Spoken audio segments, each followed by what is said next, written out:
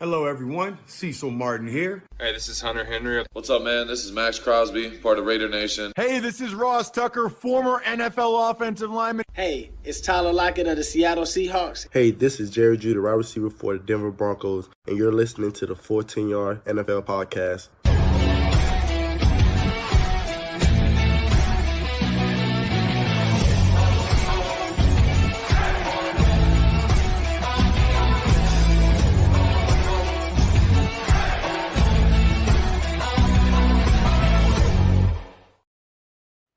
Hello and welcome to the Full 10 Yards NFL podcast. I am your host Sam Moores, and welcome to a slightly shorter edition than normal. It's just me. I may sound different too because I'm away from my usual setup because I'm covering a football game today, so I've had to jump on the road. But I can't not talk about what we saw in week 10 and what a slate of games we had this week as well. The 6 p.m. window, which hour especially, was brilliant, and that was where we were going to start before Monday Night Football last night.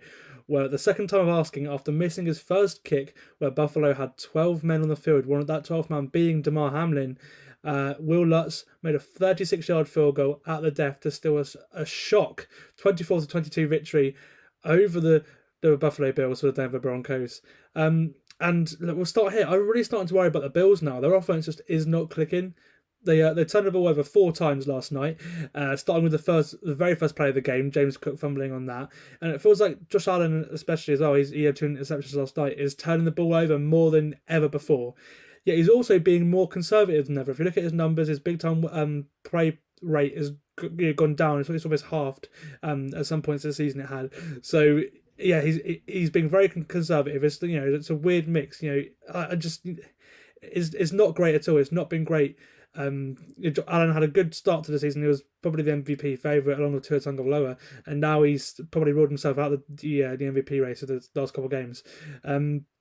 It wasn't good enough for Josh Allen last night, especially when you're meant to be the franchise quarterback. You're meant to win those games for your team. He let the defense down two last night, I thought, as well.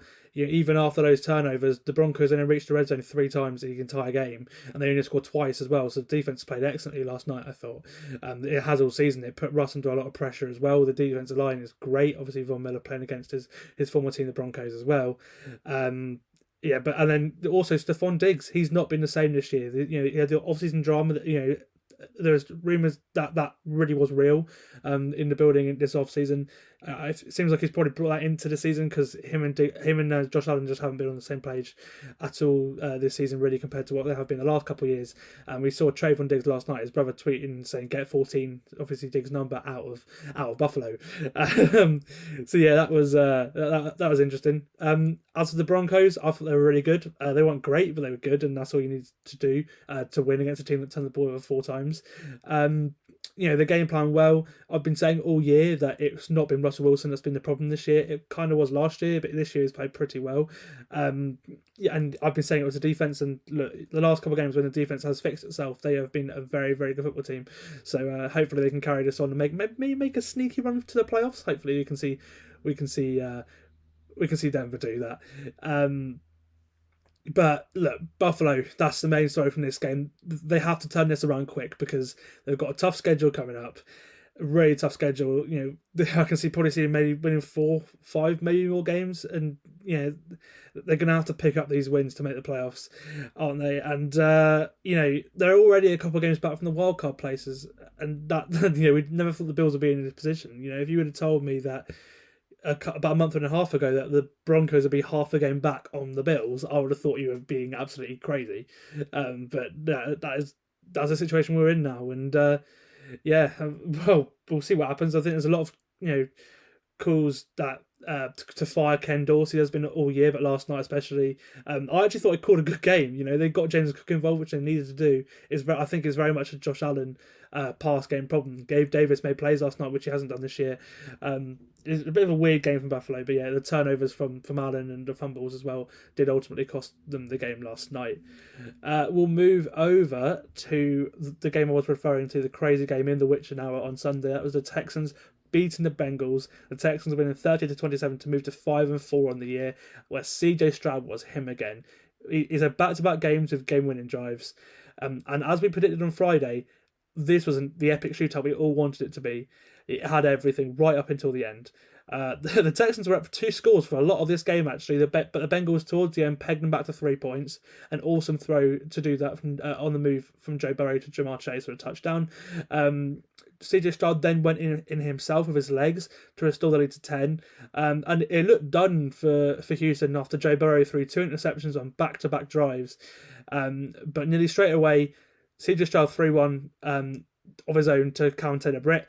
And Joe Mixon went in and pounced for a touchdown to make it 27-24 in a 3-point game again. After a Houston punt, Joe Burrow then hit Tyler Boyd for a 64-yard gain, but Boyd dropped a TD on 3rd and goal, with the Bengals going for a field goal to tie the game instead of going for it on 4th and goal. CJ Stroud then led Houston into field goal range, and Matt Amendola, their backup kicker, the guy who's come in for Kaimi Fairbairn, who's got a bit of an issue, so he has missed the game. He missed the game on Sunday, and he missed obviously part of the game last week with Dario Ogunbowale, the running back, scored a field goal. Matt Amendola came in and off the practice squad this week and scored the winning field goal. Stroud, a great drive to put him in that position to do that, and the Texans come away with the win. I think a big part of that result was the Texans defense, who were phenomenal from start to finish. Actually, but they probably were the difference in this game. I thought they put Joe Burrow under a lot of pressure in this game, and he made some decisions obviously that ultimately sort of cost this game. He had 4 turnover-worthy plays in this game, one of the highest numbers in the league this week. He also was very high up there in big time throws with 4 big time throws. Again, sort of like the Josh Allen experience there. But yeah, no, Joe Burrow, unfortunately, yeah, those 2 interceptions were probably did give away that game. But at the start of the game as well, the Texans defense are great to hold off the Bengals offense in the first place. So I think it probably was a difference in the end. Yeah. My only worry about this Bengals team is that offensive line, and we saw he was under pressure a lot. I think it was 8 or 9 pressures, 4 sacks as well. Burrow took. That's the thing that I think will hurt them later in the season. I think they're going to get in the playoffs, although they have to beat the Ravens on Thursday night. But yeah, my only worry about this Bengals team is that offensive line. I love everything else about them, so we'll see how that develops. I thought they played pretty well up until this point, but the Texans' defensive line is also a very good defensive line, so it might just be an anomaly. We'll see. But look, since CJ Stroud got his offensive line healthy, since obviously Larry Tunsil came back, and other starters too, he's been playing at an MVP level. I don't think he will win MVP. I think probably Houston have to potentially win out, or at least win most of their games going forward for him to be an MVP. But look, the way it's going, there's no clear favourite for MVP. I think a couple of guys have played themselves out of it. Allen last night, and then we'll talk about some more going forward. We've still got Tua's not played in a while. If he can have a couple of good games, then he'll certainly be up there. And I personally think this year is the best chance of a non-QB winning MVP for the first time in a while. And you've got Tyreek Hill, who is on pace to break the 2,000-yard barrier. He's got AJ Brown not too far behind him either. If any of them do break Calvin Johnson's receiving yard record, then they are got to be at least in consideration more than any other skill position player for MVP. They have to. That's record breaking stuff if they do that.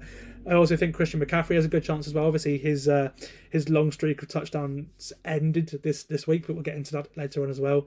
But I really think the MVP is up for grabs, and if Stroud can really push this Houston team, they're still in the division race. They are still in the division race, especially with the Jags losing to the Niners, which is the game we'll talk about in a minute. But really, yeah, Stroud has got a chance to win MVP here if he carries on where he is at, because he's been probably the most consistent quarterback this year. He's not had the highs that other quarterbacks have had, but he's also not had the lows. He's accurate, and he's in a great system for an accurate quarterback. I said it at the start of the season. I predicted him for Rookie of the Year before we even saw him play in the NFL, because I knew that in that Bobby Slowick San Francisco offense, I knew that we'd see a really good, efficient offense from the Texans, and it's been better than I thought it would be as well. So I'm really happy I called that one early. But I think Stroud, he's got a chance. We'll see if he can do it or not. But I think it's probably unlikely just now because of the amount of wins the Texans have compared to other teams. we'll go on to that San Francisco Jacksonville game. That was probably the premier game in the 6 p.m. window before the day. It ended up being the second best one, I'd probably say, or maybe third best one. But certainly the second most interesting one, or second or third most interesting one storyline wise. The Niners put up a golden performance in their domination over the Jags, to sum it up really. And they go back to San Francisco in the spotlight again, because they had been away from the spotlight after losing 3 before their bye. They were excellent on both sides of the football from the very start. I thought, I said in the podcast on Friday that I think they were due a defensive performance because the defense had let the team down in those 3 losses. And boy, did they step up. Right from the very start, too, you had Chase Young reuniting with his old Ohio State teammate Nick Bosa, and they kicked off the game with 1.5 sacks and a forced fumble. Chase Young did, and then obviously Bosa was dominant in this game too. And Bosa with a fumble recovery as well. They look really good on the defensive line. In coverage, they were a lot better as well. Fred Warner in the game, picking off Trevor Lawrence as well. And I thought Brock Purdy looked really good actually. He was PFF's highest graded quarterback this week, and I can see why him and Dak Prescott were right up there. Awesome TD throws to both Brandon Ayuk on making something on the move, and also the one to George Kittle, letting him go out there, grab it, and then obviously gone that long touchdown run after catch as well. I thought Purdy had a really good game, and it's a great way to silence his critics as well. Me being one of them, I can't fault that game against Jacksonville. I thought he was really, really good. The Jags, they were flat. They were really flat coming out of their bye week. Bear in mind, going into their bye week, they had won 5 in a row. You wouldn't have known they won 5 straight, and if anything, you wouldn't have known the Niners had lost 3 straight. It just shows how valuable a bye week is. For the Jags, that wasn't great at all. Lawrence, probably one of the worst games I've seen him have, especially with Doug Peterson as head coach and offensive play caller. Obviously, he had 2 horrific interceptions. So disappointing as well, because I've been hyping up the Jags, and I've been saying they're just as if they can fix their red zone issues, if they can they can fix their third down issues as well, they're going to be a very good offense, because numerically Lawrence at the start of the season was up there with the likes of Tua and Patrick Mahomes. The offense has sort of regressed a little bit, but at least Travis Etienne's looking really good. But we'll see, where the Jags reinvent themselves to now, because they got embarrassed, absolutely embarrassed. Obviously, only scored 3 points. Obviously, we have to remember the Niners are a very good team. I've been hyping up this Jags team, as I said, for the whole season. They let me down, but the Niners, they are very, very good. Talent wise, they're probably a top 2-3 roster in football.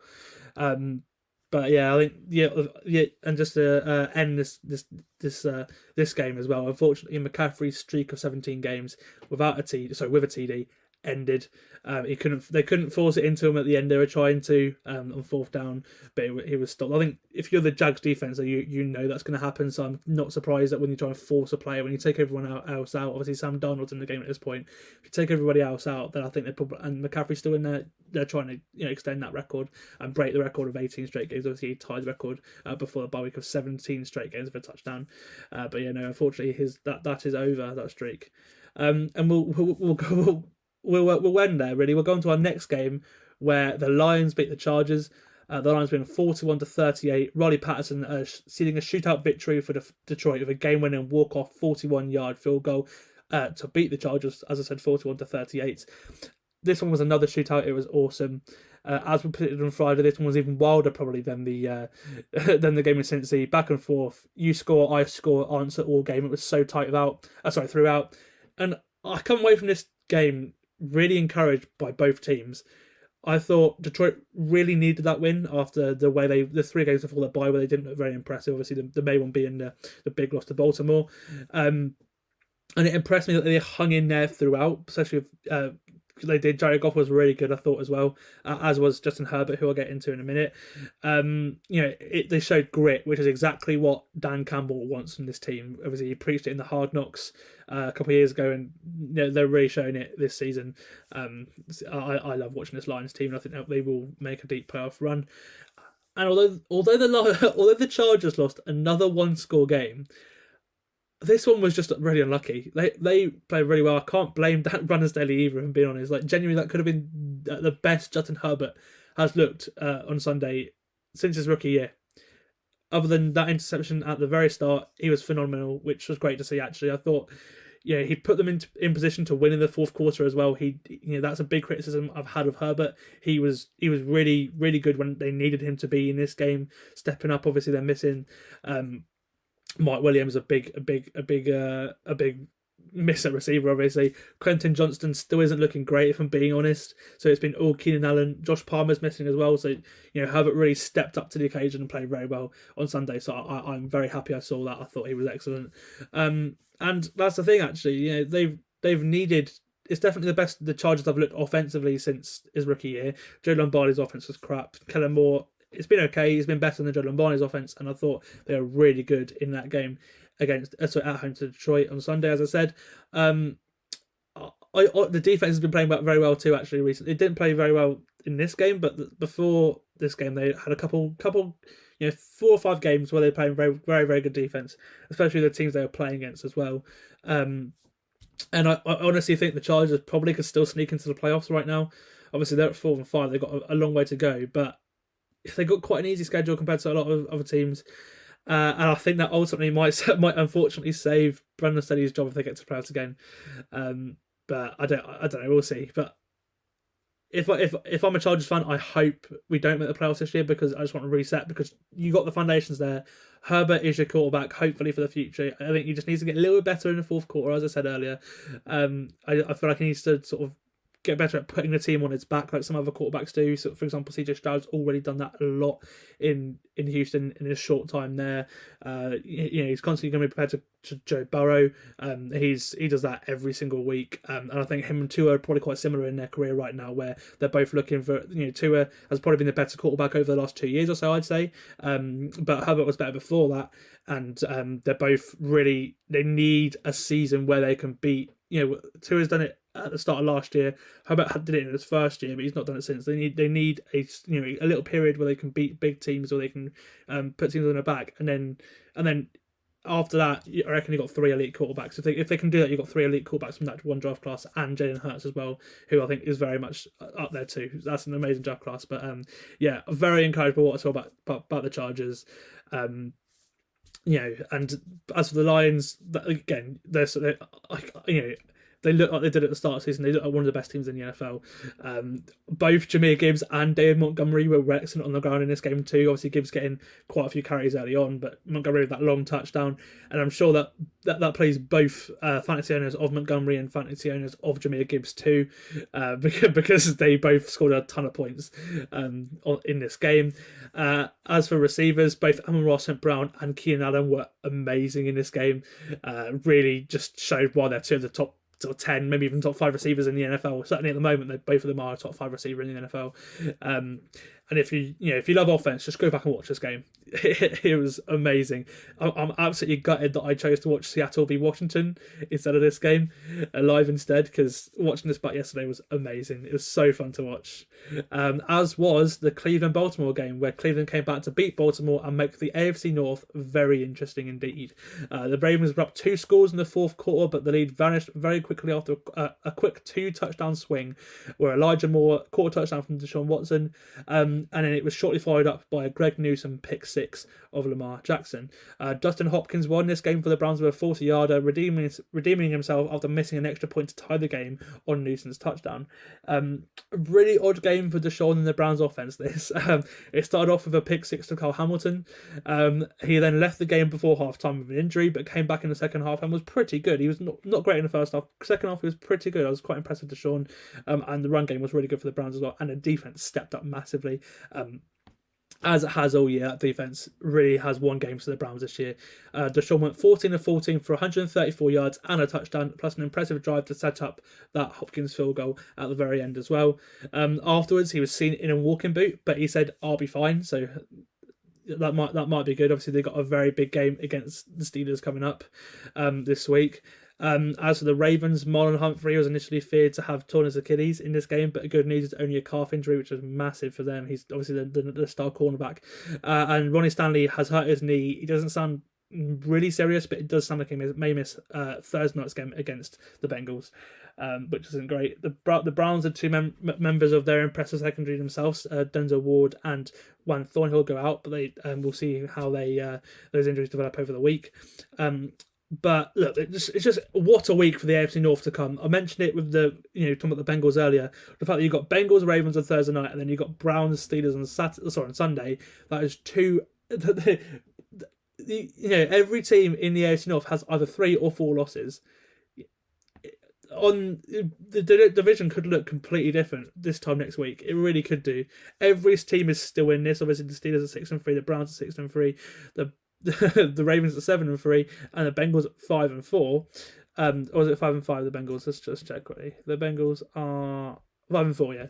Yeah. So if if the Bengals beat the Ravens, obviously they're both on 4 losses, and the Steelers and the Browns, whoever wins that game could lead the division by the end of the day on Sunday. So we'll see how that one pans out.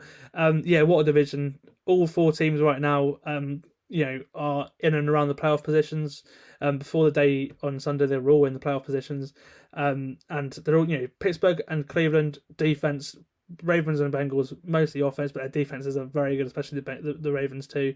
The Ravens are probably the most talented team, all around, but we saw that they do have weaknesses. Everyone loses games, so we'll see. I probably still pick the Ravens to win this division, but I think it's gonna be one hell of a fight, if I'm being honest.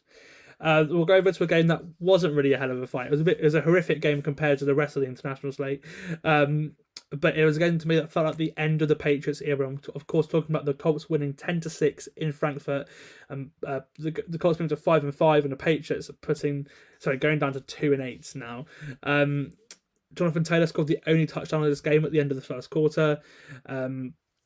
Chad Ryland missed a 35-yarder in the third quarter to get New England within 1 point, and the game didn't really offer anything they didn't really offer anything offensively after that point.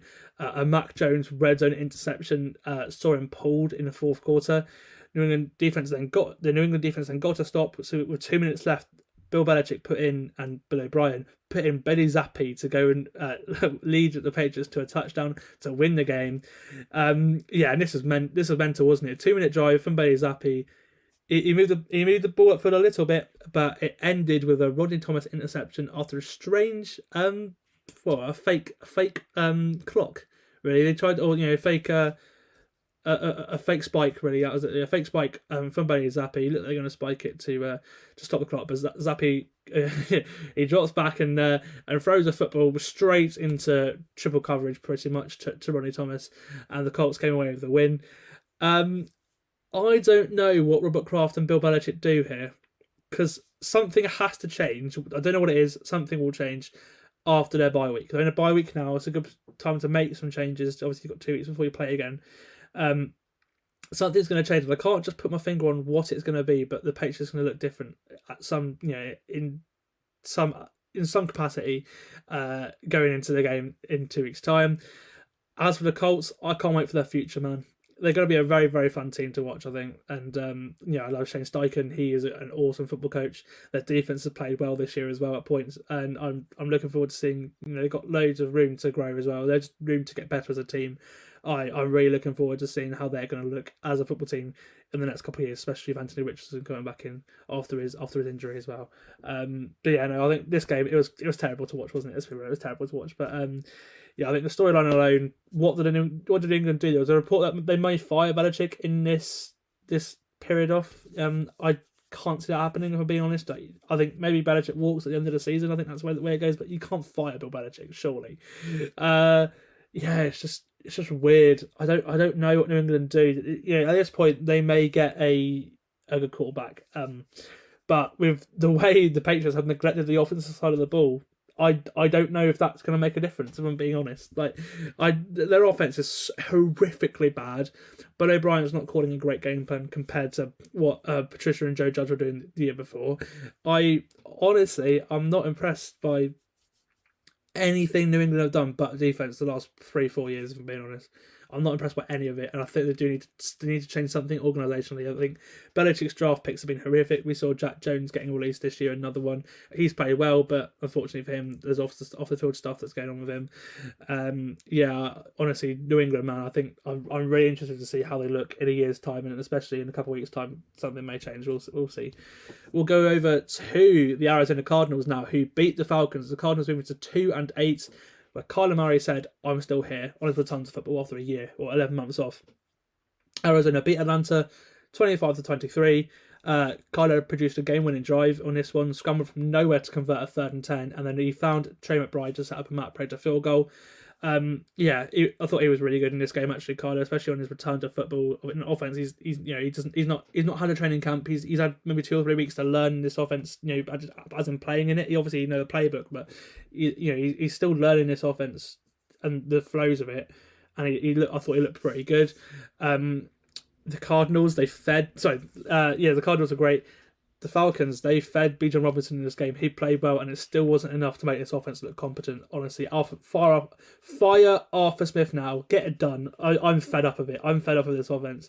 You have way too much talent. Your excuse has always been a quarterback. Well, you keep changing quarterbacks, and if anything, I'm not being funny, mate. Your bread and butter, your run game has been bad this year, and that's what's convinced me that you need to go.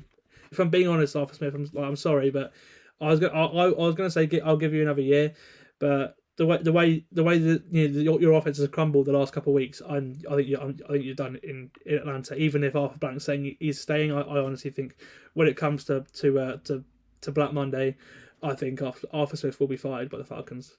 Mark my word. I just have a feeling because they've got a chance to get something really good going on offense with the amount of quarterbacks they're going to be going available this offseason. They've got a great roster. Get this team a quarterback, and they will be a good team. They'll be one of the best teams in the NFC. I'm calling it now. But if with Arthur Smith's coaching, I don't know if that's going to happen. That's the only thing. I think fair play to the Cardinals defense as well. It's not the first time that Jonathan Gannon has made this defense look good. It's not the first time he's impressed me with what he's doing. Obviously, he's not the only one calling plays in that defense. It's sort of more of a team effort, but that defensive stuff really impressed me this season. When you compare the amount of talent on that defense compared to the amount of talent on other defenses, for example, the Falcons defense is way more talented than the Cardinals defense, but the Cardinals defense so good compared to what they've had. I think that's a Dennis Gardeck making plays. You got a new guy getting a sack every week. It's quite reminiscent of the Dolphins defense under Brian Flores that first year. They were pretty good compared to the talent they had in that building. We'll just let's talk about the callback here with the Falcons too. Taylor Heineke, he went out of a hamstring injury in this game. Desmond Ridder came in, and the offense actually looked better with Ridder. He got a rushing touchdown. He threw the ball downfield more than Heineke did as well. An interesting scenario again. Who plays? Does Ridder start next week? Does Ridder start after their bye? Does Taylor Heineke start after their bye? We won't know for another week or so. Unless Arthur Smith announces it in his press conference today or tomorrow. If the Falcons lose at home to the Saints after their bye, I think he might be gone. Because if you lose, they've got 2 games against the Saints left to go. If you lose both of those games, your season's done. Your season's done. As for who will be quarterback for the Falcons next year, I think Kyler Murray, if the Cardinals do decide to go for a quarterback, if they do decide to go for, obviously it's a new organisation, they do decide to move on from Kyler and go for a new quarterback in the draft, which it looks like they're going to have quite a high draft pick. I think Kyler Murray is a great fit in Atlanta with the offensive skill positions players they have. Is also a good offensive line, although Ridder and Heineke are making it look bad because they both have really terrible pocket presence. I think Murray is a great fit in Atlanta, so is Justin Fields as well. I think that both the two of them could really have a new home and do very, very well in the NFC if they were to go to this team. But whether it's with Arthur Smith or not, we won't know. We'll see. Another quarterback who has played exceptionally this year, who I think will be in the sweepstakes for a starting job next year, it's Josh Dobbs, the pastronaut. He was back again, continuing his impressive rise this season. After moving to his new team, the Minnesota Vikings, and he moved into 6-4 on the year. But for me, it's the Saints that I want to talk about first because they were inconsistent on offense again. They were down by 3 scores at one point in this game. That they only scored 3 points at that point as well. They had nothing happening offensively at all. Derek Carr took a big hit. He was then ruled out for a concussion and he was taken out of the game, obviously. And Jameis Winston came in and the offense changed. He threw 2 touchdowns. They were moving the ball well. But with the chance to take the game to overtime, Winston had 2 chances to get a touchdown and he threw an interception on back-to-back drives. So it's the full Jameis Winston experience there, really, wasn't it? The Saints now going to a bye and Derek Carr is expected to be ready after it. I think Dennis Allen has shut down any rumours of Winston coming in, saying Derek Carr will be our starting quarterback after this bye week. But yeah, no, just please, New Orleans, you've got all the talent in the world to be a very, very good offense. Please, can you just play some good football? You flip flop every week, and I honestly think you've got a chance in the NFC if you can get that offense sorted. So get that offense sorted, please. As for their defense, it doesn't sound good for Marshawn Lattimore. He sounds like he will be missing time with an injury. It is significant apparently according to the Saints beat writers, but it's not season ending, which is good news. Michael Thomas as well. He had a knee injury. Obviously, Lattimore's was an ankle, by the way. If it was an ankle, I'll be really worried about Michael Thomas, but it does sound like he will miss a bit of time. But again, not season ending with him either. But he's less of a factor to the Saints team than Marshawn Lattimore is. He is their number 1 corner. He is probably one of the top 5 corners in the NFL. He is such a good player. So missing him on that defense, which has been awesome this year, would be a huge blow. As for Minnesota, they have now won 5 straight and are in the driving seat for a wild card berth in the NFC playoff picture. As Sean said on Friday, the division is possible too. I really think it is. They obviously got to play the Lions twice. If they can beat them once or twice, and it is game on, really, isn't it? But I think the Lions are just too good to do that, to lose those games. I love what Brian Flores is doing on defense. He's, he in the first half especially, his defense was excellent. And on the offense, they're going to get Justin Jefferson back too soon. So I'm really excited to see this Vikings team down the stretch, especially with Josh Dobbs, who I think he's just an awesome player to root for, isn't he? I absolutely love watching Josh Dobbs play every single week. And long may this reign of Dobbs continue. Okay, we'll go over to the games that weren't great, if I'm being honest, but there's still a couple left. We'll go to Pittsburgh winning against Green Bay, so we're to 6-3 on the year. But the thing I want to talk about today is credit where credit is due. Jordan Love had one of his best games, I thought. But the problem was, in the fourth quarter, with a chance to win the game, he came unstuck. The first interception was off a pass breakup. I'm not going to nitpick that. That's not a turnover of a play. And PFF agreed with me there. The second one was bad though. He has to force something. Obviously, if he gets it into the end zone on that last play, then the Packers win the game. But it was a bit too forced last play of the game, and it ended up being intercepted. Quite a bad throw, that one. But what LaFleur was doing actually impressed me compared to what I've seen from the Packers the rest of the season on offense. Or at least since the start of the season, where they were quite good at the start, and then they've been horrific since. They're running the ball well, which is a good thing. A lot more play action stuff too, obviously building off that run game, and certainly more in the vertical passing game as well. I thought Love had quite a few really good, nice throws downfield, and that really impressed me in this game. And it was a good game from the Packers actually counteracting what the Steelers were doing, where they were just running the ball all over him, trying to chew the clock down, and that did win them the game. Ultimately, Love's turnover has probably been a difference in this one, but the Pittsburgh passing offense is terrible. It really is. Kenny Pickett, I'm done with him already. Honestly, he's serviceable. I'd rather have Brock Purdy than Kenny Pickett right now, if I'm being honest. I'd rather have Mac Jones in my offense than Kenny Pickett right now. I'm a bit, I think Mac Jones is serviceable. I'd rather have Jimmy Garoppolo in that Pittsburgh offense than Kenny Pickett right now. I just don't. I'm just not getting it, Kenny. I'm sorry, man. I'm just not getting it. I'm just not. You're just not giving me anything. And yeah, the fact that you've played 13 games, thrown 13 touchdowns, thrown 13 interceptions, pretty much shows where. Or was it maybe it's 13 wins, something like it might be 13 wins, but yeah, if it is 13 wins, then that's even worse, mate. I'm sorry, but yeah, the Steelers' offense isn't great, but their defense is awesome. In the red zone, they're 1-5, stopping the Packers. They're great situationally as always. They didn't actually get many sacks in this one. I thought the Packers' offensive line, without Josh Nijman, obviously without David Bakhtiari as well, held up really, really well, which is a really good sign for them. But yeah, if you're the Packers now, your season's probably over, but that's the best you've looked in a week, so I'll be very happy with that. And as for the Steelers, your defense is so good, it will win you games, but I think your offense will probably get you unstuck in the playoffs, and I think you might have a first round exit, if I'm being honest. But yeah, no, I was impressed by both teams actually in that game, and the best they've looked for a while. Especially the Packers. We'll go over to the Seahawks just beating the Commanders. This game was terrible at points. It started with a 51-yard Brian Robinson touchdown, and then it went into a lull into the fourth quarter. The game ended with a Jason Myers 43-yard field goal as time expired to give the Seahawks the win at home to Washington. They needed to win this one as well, obviously after getting embarrassed by the Ravens last week. It was a bit of a shootout at the end, to be fair. Sam Howell tied the game with a touchdown to Diamond Brown. I thought Howell was really good again. I love watching Sam Howell play. I think he is probably the future starting quarterback in Washington. I think I'm liking what he and Bieniemy are doing on offense right now. And they've got some really cool skill position players as well that are quite versatile, like Diamond Brown, who got that touchdown at the end. Obviously, Curtis Samuel. Many more. Brian Robinson as well. I love him running back. So good.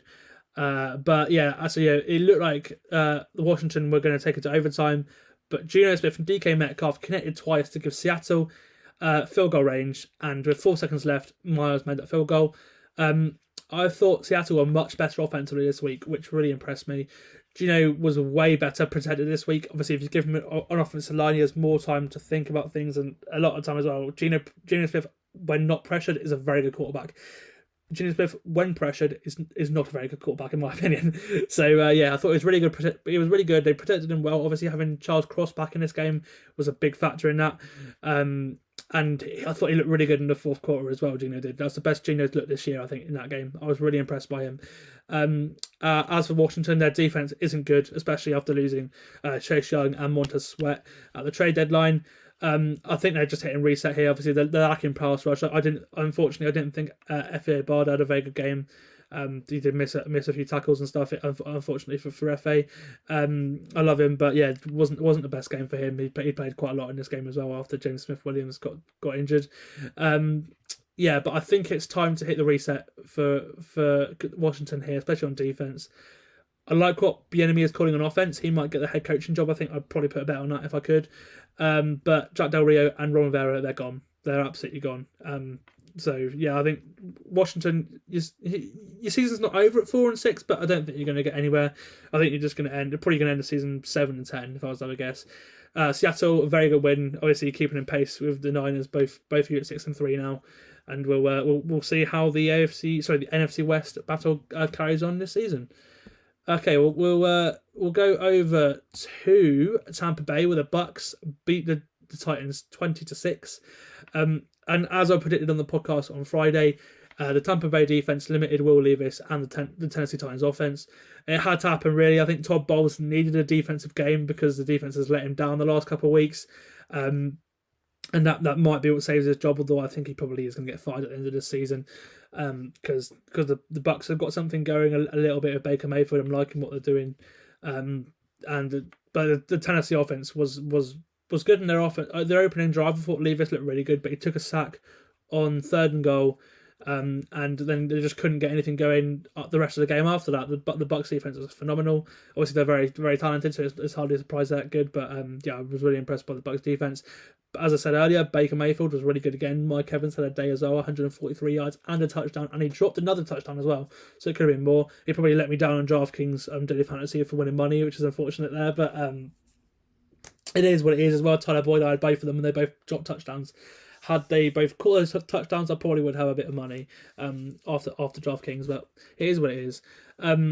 But Baker did injure his thumb in the fourth quarter in this game. He carried on, but it's something to watch. Just going into the next couple of weeks with the Bucks. They've still got a lot of games in division to go, so that they are still in play. Still in play for division at 4 and 5. I think they are probably the Saints' biggest competition right now, and winning this game was mega for them. They had to win this game to really, really march and sort of show the Saints that they're still here. I think they really, really had to win this game, and they did. So we'll see how that battle for the NFC South title between those two teams carries on the rest of the season. we'll go over to we'll finish with both New York teams. We'll start with the Giants, who lost 17-49 to the Cowboys. The Cowboys winning 89-17 overall in the two games against the Giants this year. And the first half defense for the Cowboys actually helped the Giants. Helped them beat the Giants. It was the defense that impressed me the most because, as I hoped in the Friday podcast, the Giants' defense came to play. They slowed down the Cowboys' offense at the start. I thought Kayvon Thibodeau was great, but he went out with an injury in this one, so that's something to watch. He's had a really good year, actually, Thibodeau. I think he's going to be a really good pass rusher for many years to come. But the Giants' offense was completely shut down by the Cowboys' defense in the first half, and it gave Dallas tons of time to score their 3 second quarter touchdowns. It felt like Dallas had the ball but for about 25 minutes of the 30 minutes in the first half. It felt like something stupid like that. And at that point, after they scored those 3 second quarter touchdowns, the game was over for the Cowboys. In the second half, really they brought Cooper Rush in. He played a lot in relief of Dak Prescott. Obviously, I thought Dak had a really good game. He was excellent. They got Brandon Cooks involved as well. It's really good. Obviously, I think it's a bit too late for his 1,000-yard streak to carry on. But if he looks like he did on Sunday, the rest of the season, the Cowboys are going to be really good offensively. It's just they have to do that against the big teams, and that's the thing with Dallas. They're great against the terrible teams. Against the big teams, they have to win those games, and they've got a game against Philly coming up to prove themselves.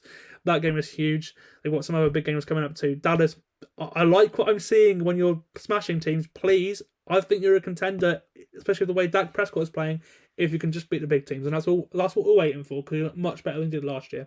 Much better, and that's without Trayvon Diggs as well. Dallas, I'm impressed a little bit. Just please win a big game, please. That's all I'm asking for. Just because I feel like you're long due a Super Bowl with the way you've been going the last 30 years or whatever. But it's just not happened. Don't Cowboys it up again. And we'll finish off with the Jets, who. Yeah, they dropped this game, didn't they? The Raiders came from behind to beat the Jets, and they now moved to 5-5 somehow. I don't know how the Raiders have done it. Obviously, they've won 2 straight games with their interim head coach Antonio Pierce. There wasn't a TD until the start of the fourth quarter in this game. A 40-yard run from Josh Jacobs set up a Michael Mayer touchdown from Aidan O'Connell. It gave the Raiders a 2-score lead. The Jets could only answer with a 4th field goal in their 2 long fourth quarter drives, unfortunately. The second one ended in a Zach Wilson interception to Robert Spillane. It could have been a 2-score lead at the start of this game for the Jets had Zach Wilson not had his long scramble touchdown brought back because he stepped out of bounds, and he stepped out of bounds quite early on as well, which was a shame for him. So it basically ruined the Jets' drive after that. The Jets' defense could only do so much, and at this point, the offense has to step up. I don't know who I think I like Zach Wilson, but I don't know if it's his doing. I don't know if it's Nathaniel Hackett. I don't really think he's put Wilson in the best position to win, if I'm being honest. Hackett and Breece Hall has to touch the football more, because if the Jets can get Breece Hall and their defense going, they've won games this season. They've won 4 games this year doing that. Just give the ball to Breece Hall and just take the ball out of Wilson's hands, and I feel like he can get something going. That's all you've got to do. But at some point, something has to change offensively. But the main storyline here from this game is that Aaron Rodgers told Melissa Stark on Sunday Night Football that he is aiming for a mid-December comeback, which I think the Dolphins have got the Jets in that, around that time frame as well. So that'd be a very, very key game in the AFC East if the Jets can sort of hang about 500 or so at that point. But if the Jets are out of contention, I don't see Rodgers coming back at all. But if the Jets are in contention, if they're a couple games back, then I think Rodgers will come back. If he is touch wood if he's healthy or not. So we'll see. We'll see how the next couple of weeks go for him. But the fact he's walking around and everything is great news so far for the Jets, for sure. But we'll see how that situation develops. But they probably had to be in the playoff hunt. They probably had to win this game. They just couldn't get it done, and it was their offense that let them down, unfortunately. But that's it. That's it for the Full 10 Yards NFL podcast this week. I hope you've enjoyed it. Again, it's a bit of a makeshift one. I probably don't sound great, if I'm being honest, in this podcast, just because I'm on the road.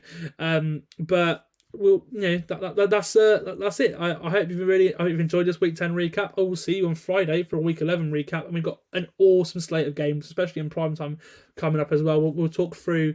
We'll react to the Thursday night football game between the Bengals and the Ravens, which I'm sure will have massive implications in the AFC North. So we'll react to that, and we'll preview all the rest of the games and what a set of games coming up in week 11. But for now, week 10 is just finished, and I'm gonna go cover a football game. So I'll see you. I'm gonna go cover Yeovil Town, going for their 14th win in a row in the National League South. They broke a club record 13th game in a row, 13th win in a row on Saturday. They're going for a 14th win in a row at home today. So I'm gonna go cover that game now. So sorry for a bit of an impromptu podcast at this point, but I had to get it done. I had to talk about week 10. And I'll see you guys. I'll see you guys in week 11. Mental. Week 11 already. I don't know how it's happened.